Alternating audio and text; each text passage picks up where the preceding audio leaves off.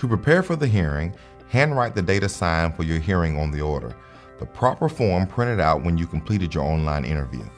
If you're asking for a child support decrease or increase, a support information sheet also printed and should be submitted with the order.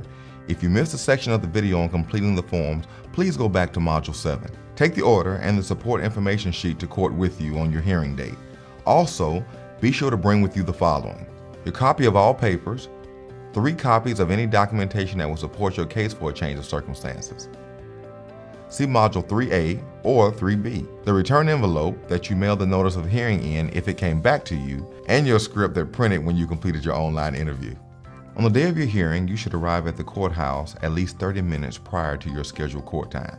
Make sure to take copies of your documents with you to court. Dress appropriately, turn off your cell phone. Appropriate dress includes suits, jackets, dresses, dress slacks, and neatly tucked shirts. Casual clothing such as sweat clothes, tank tops, shorts, and similar summer beachwear is not appropriate for the courtroom. Remove hats when entering the courtroom, unless they are required for medical condition or religious purposes. How you dress is very important. If you've chosen to represent yourself, it is in your best interest to wear appropriate clothing. Most courts do not allow children in the courtroom, so make arrangements for a responsible adult to watch your children while you're in court. To learn more about courtroom behavior and do's and don'ts, watch the video on courtroom decorum, which is Module 13. When it is time for your hearing, the bailiff or deputy will call your name. At that time, enter the courtroom, sit, and wait for the judge to ask you if you're ready.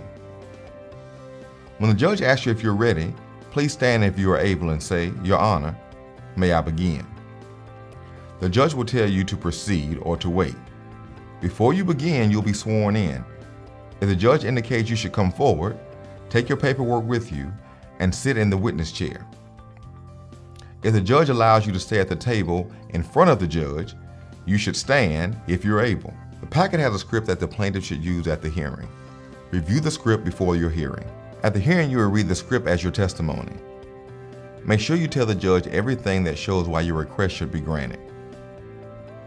If you have any papers you want the judge to see, hand the original and a copy to the deputy sheriff, who will give the original to the judge and a copy to the defendant. Be sure to keep another copy for yourself in case the judge or the defendant asks you questions about it. The judge may interrupt you from time to time to ask you a question. Listen carefully and answer the question the judge asks you. When you are finished testifying, the judge will indicate that you may leave the witness stand or sit down at the table. The other party will have a chance to testify as well.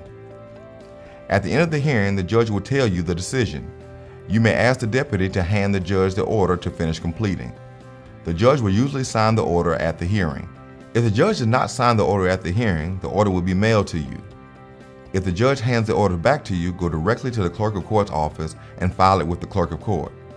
If the judge hands the order to the clerk will file it and provide you and the other party with a copy.